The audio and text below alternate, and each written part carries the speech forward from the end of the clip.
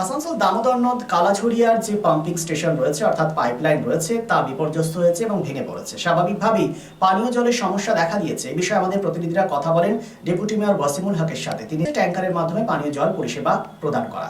সেই সময় যখন তাকে জানানো হয় যে সেই সময় যখন সাংবাদিকরা তাকে প্রশ্ন করেন যে বিজেপি তৃণমূল কংগ্রেসকে দায়ী করেছেন বালি মাফিয়াদের দৌরাত্মে এই ঘটনা ঘটেছে, তিনি তার উত্তরে জানান সিআইএসএফ কেন নিজের দায়িত্ব পালন করছে না।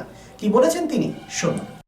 সবাই আমরা দেখলাম যে পিএইচির পাম্পিং স্টেশনে যে ক্ষতিটা হয়েছে সে আমাদের আরবান এলাকা কিছু জামুরিয়া, রানিগঞ্জ, কিছু সিয়ারসোল এবং আসানসোলে বিভিন্ন এলাকায় জল পিএইচির যখন যে জায়গাগুলো আমার আরবান জলের প্রজেক্ট এখনও ঢুকেনি পাইপলাইনটা সেখানে সাপ্লাই ছিল, সেটা নিশ্চয়ই যখন বসে গেছে প্রভাবিত হবে, এটা তো আর কিছু বলার নাই।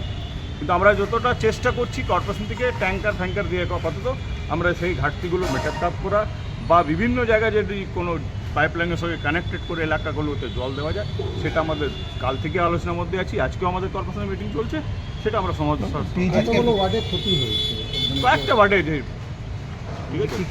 কারণ জানা গেছে কি কারণে হয়েছে? কারণটা আমার তো টেকনিক্যাল পার্সন, এটা ইঞ্জিনিয়ার টেকনিক্যাল পার্সনরাই বলছে। আজকে বিজেপি প্রেস মিট করলো এবং প্রেস মিট করে বললো যে এটা শুধুমাত্র অবৈধভাবে বালি তোলা হচ্ছে বলে এটা এইভাবে।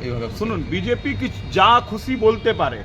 আগে উনি সেন্ট্রাল গভর্নমেন্টটা দেখুন না কি চলছে, লুট চলছে, সেটা নিয়ে বলছেন না কেন? সেটা নিয়ে বলুক।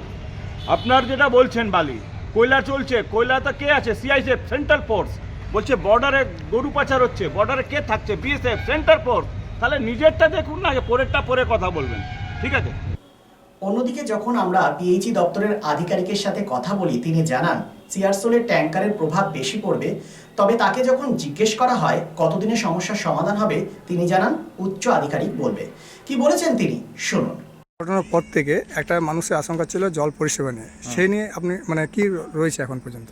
এখন মোটামুটি অধিকাংশ পরিষেবাই চলছে, কারণ এটা লো লিফট ছিল। হাই লিফটের পরিষেবা সমস্ত কিছু যেখানে যেখানে হয়, মানে জামুরিয়া বা আরও আমাদের যে জায়গাগুলো আছে, লোকাল গ্রামগুলো আছে, সবগুলোই চলছে। শুধুমাত্র সিয়ারসোলটা ক্ষতিগ্রস্ত হয়েছে। এবারে আমাদের যারা অফিসার আছেন তারা এবার ঠিক করবেন যে কিভাবে কি করা যায় ওইটা। বাকি যে সমস্ত জায়গাগুলো এই পিচ থেকে যেখানে জল দেওয়া হয় সেই সবগুলো মোটামুটি সচল কাল থেকে। তো কিভাবে জল দেওয়া হচ্ছে?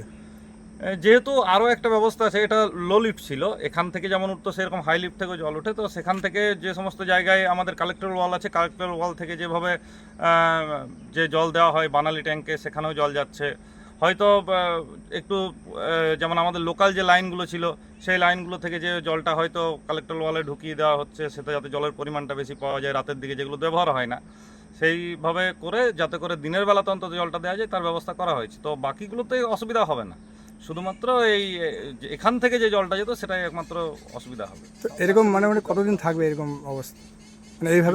এইভাবে কতদিন চলবে? সেটা তো একদম আমাদের যারা অফিসার আছেন, আধিকারিক আছেন, তারাই বলতে পারবেন, কর্তৃপক্ষ, কারণ তাদের ডিসিশনের উপরই সব হবে।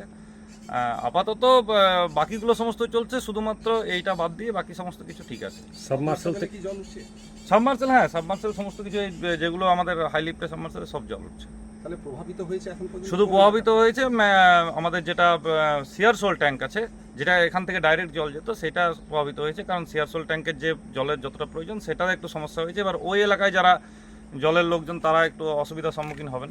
এটা কত ক্যাপাসিটি কি এর ক্যাপাসিটি এখন এই মুহূর্তে যা অবস্থা সেটা হয়তো আমি একদম নিখুঁত বলতে পারবো না। যারা ভিতরে হয়তো এটার ভিতরে কাজ করতো, যারা এটার দায়িত্বে ছিল, তারাই একমাত্র ভালো বলতে পারবেন। এই যে পাইপগুলো, এটা কত ডায়ামিটারের, কত পাইপ? এইগুলো 700 750 এরকম হতে পারে। কি নাম আপনি? কি পিএইচই কর্মী? হ্যাঁ, আমি পিএইচই কর্মী। বিষয়টি নিয়ে এক সাধারণ মানুষ তিনি কি বললেন সেটাও শুনুন। আজকের কি পরিস্থিতি? জল সরবরাহ কি স্বাভাবিক রয়েছে? জল সরবরাহ স্বাভাবিক, এটা তো কোনোভাবেই এত তাড়াতাড়ি সম্ভব না। এখন যেটা আপনারা কালকে ব্রিজটা ভাঙার দরুন যেটা আপনারা জানেন যে আমাদের মহিশিলা, বেনালি, সিয়ারসোল এই যে বিস্তীর্ণ এলাকা এবং কিছুটা উখড়াতে বিস্তীর্ণ এলাকাতে প্রায় এটা খুব সম্ভবত আমাদের 700 লাইন, সেই লাইনে যে আমাদের জলটা যায়, এত তাড়াতাড়ি তো জলটা স্বাভাবিক পরিষেবা দেওয়া সম্ভব নয়। এবারে পিএইচির আধিকারিকরা আছে, তারা এবারে জলের যে পাইপলাইন আছে, যেটা সোর্সটা আমাদের ব্রিজ থেকে ছিল, সেই সোর্সটা ওই জায়গা থেকে তার পাওয়া যাবে না। এবারে আমাদের যে এখানে ডিপ টিউবওয়েলগুলো যেগুলো নদীর মাঝে আছে, সেখান থেকে জলটা ডাইভার্ট করে এবারে মানুষকে ধীরে ধীরে পরিষেবা দেবে। তবে এই পরিষেবা নর্মাল হওয়াটা কোনোভাবেই সাইন্টিফিক্যালি সম্ভব নয় যতদিন না যে পরিমাণ জল এই প্রজেক্টের মাধ্যমে উত্তোলন করা হতো সেই পরিমাণ জলটা যতক্ষণ না পিএইচই প্রোডাকশন করতে পারে, এটা কোনোভাবেই সম্ভব না। আর একটা কথা, স্থানীয়রা আপনারা করছেন যে এখানে কি আশেপাশে কোথাও বালি তোলা হতো না? কাউন্সিলর তো বলছে বালি তোলা সে দেখেনি কোনোদিন, ইনলিগাল বালি কোনো কিছু। এটা তো মানে সেই জোক অফ দ্য ইয়ার হয়ে গেল। তার মানে কাউন্সিলর মানে পরোক্ষভাবে মানে এই দায়ভারটা নিয়ে নিল নিজের কথাবার্তার মধ্যে দিয়ে। এটা একদম মানে বোকার মতন একটা স্বীকারোক্তি। তাহলে মানে কাউন্সিলর তাহলে নিজে দায়িত্বটা নিয়ে নিল। এটা অবৈধভাবে বালি তোলা, এটা আমরা কেন, আপনারা যা মিডিয়ার যদি বিগত 10 বছর ধরে আপনারা আপনাদের কাগজের মাধ্যমে, সংবাদের মাধ্যমে আপনারাই তো একাধিকবার দেখিয়েছেন, এটা তো আমাদের কথা কেন? আমার কাছে সমস্ত পেপারের কাটিং যদি আপনারা চান আপনাদের কাগজ আপনাকে দিতে পারি। মিডিয়ার যে সমস্ত যখন যে ধরনের ঘটনা ঘটেছে সেই ঘটনা তো আপনারাই দেখিয়েছেন বারংবার। শুধু এই আজকে ব্রিজের ব্যাপার নয়, আপনারা জানেন যে দামোদর নদীতে যদি হিসেব করা যায় বিস্তীর্ণ, আপনাদের দামোদরে আমাদের যে রেল ব্রিজ আছে সেখান থেকে আমাদের একদম এইদিকে ডামরা পর্যন্ত প্রতি বছর জলে ডুবে আপনারা কিছু না হলেও 10 থেকে 15 জনের মৃত্যু হয়। এবং সেই মৃত্যুর কারণটা কি? সেই মৃত্যুর কারণ তো যেখানে অবৈধভাবে, যেটা আমরা কালকে বলছিলাম, অবৈধভাবে এবং অবৈজ্ঞানিকভাবে বালি উত্তোলনের পরে প্রায় 30 থেকে 40 ফুট যে গর্ত, সেই গর্ততে তো তার তলিয়ে মারা গেছে। তাই এর থেকে বড় উদাহরণ কি পাবো?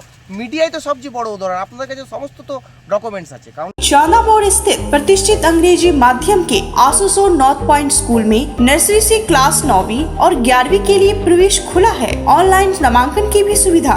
स्कूल में सारी आधुनिक सुविधाएं उपलब्ध हैं। Air condition computer lab, air condition auditorium, swimming pool, पूरे स्कूल कैंपस में सीसीटीवी निगरानी, स्कूल ट्रांसपोर्ट की भी सुविधा। संपर्क करें आसुसोर नॉर्थ पॉइंट स्कूल में। আমাকে দাঁড়িয়ে থাকতে দেখেনি দুজন, কিন্তু সেদিন ওদের এত নিষ্ঠার সাথে পুতুলের বিয়ে দেওয়া দেখে কোথায় যেন হারিয়ে গেছিলাম। পান পাতা টিন পর্দা সরিয়ে সম্ভ্রমে নত চোখ যখন তুলল, সে তার বন্ধুর দিকে এক চেনা হাসি খেলে গেল দুজনের মধ্যে। বিএন ঘাটি, আস্থার মাপকাঠি, 96 জিটি রোড, আসানসোল।